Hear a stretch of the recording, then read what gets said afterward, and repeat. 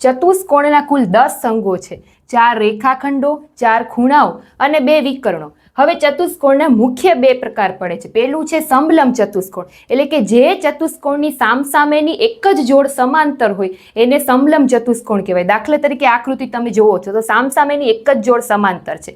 પછી બીજો છે સમાંતર બાજુ ચતુષ્કોણ.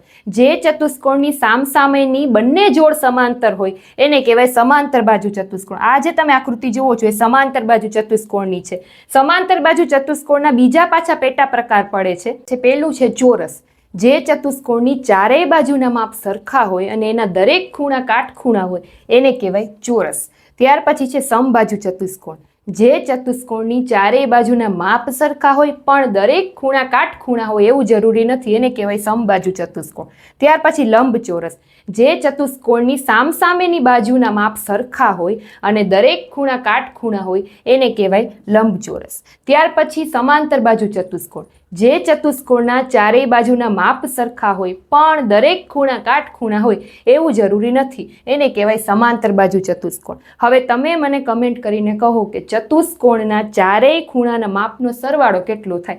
આવડતું હોય તો ફટાફટથી કમેન્ટ કરો. Thank you.